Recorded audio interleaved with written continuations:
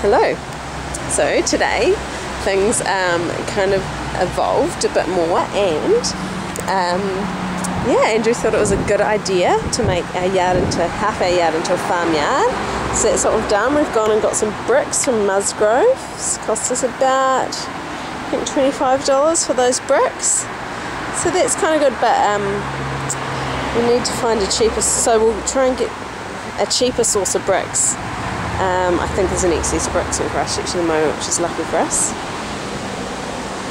The quails went into the air, so now there's going to be no more sort of poo on the lawn that the kids play on and stuff, which is quite good. Hopefully they'll spend a lot of time in here with them. But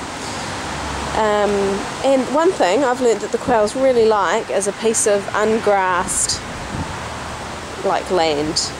They love the dirt. They've been bathing in it all afternoon, and it's kind of warm for them, so I think they're really happy. It was interesting getting them out of this thing. They were just happy for me to pick them up, which I feel really thankful for, that I don't have quails that are really, really afraid. Anyway, so we've got a new garden, and that's going to be,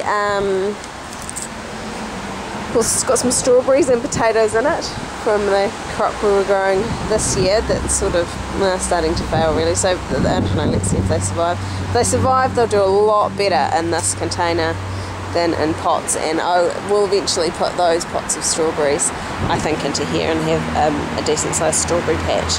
Kids really like strawberries, it gives them a good thing to do, and it's cool having lots of flowers, and it's a good place for sun. So I'm hoping to get the same amount of bricks, build that up more obviously so it's the same height as the thing, and as the current one, and then build another shape the same, sort of symmetrical on this side, and that will make one wall in between these two things, the two other gardens. And then from this garden onwards I'd like to make a bit more of a sort of well, the fence will have to be a bit higher, I think, if we're going to have chickens. So yeah, I don't know what we're going to... It's alright for the moment. Today I've let the two boys out for the first time that they've seen each other in a while, and when I opened the cages, neither of them were really that fussed on coming out, but who's out now? Oh, Archie's out under the cage, and Alfie, he's just kind of happy chilling out on his ledge. So I imagine they'll get pretty territorial over their own cages, but hopefully on this common ground they can be alright, and it will be a test to see whether my fence works really, because these guys are quite good at well, they know the area, so they know that they would have known that area's been restricted and what's on the other side of that fence, whereas the new rabbits, I think as long as I give them enough incentive to stay on this side of the fence, I think they'll just sort of well, I'm hoping they're not going to learn to leap, because they're quite big rabbits and they could probably quite easily jump this fence. So that's it. Quail's really happy in their dust bath, and that crew seems to be pretty good. The 4 girls and 1 boy.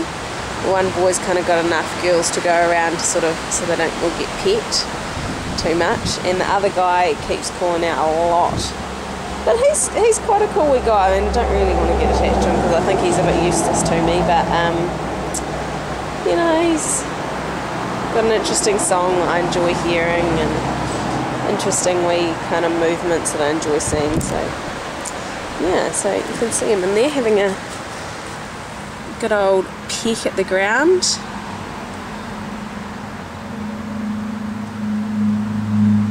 They're starting to explore a bit more of this cage, and it's been cool like reorganising all the pots for them, so they've got a different sort of micro environment, even though they are stuck in a cage, let's face it. I thought with this area I could probably let them free range once the fence is a wee bit bigger, but I've got no protection from predators, so, and a cat would quite easily get a quail, I think. Yeah, they don't have much defence against a cat, I don't think.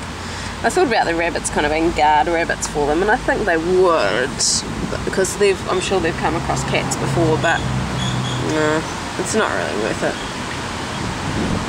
Maybe when I start, you know, I don't know, getting more, and I can experiment with them, or doing during the day and then putting them to bed at night, that might work. Or if we get a bigger chicken as sort of a guard hen for the babies, that might work. Yeah, that's the progression. Like we're not breaking any laws by farming animals in our yard. Everywhere but there is chilled out. You can't see that.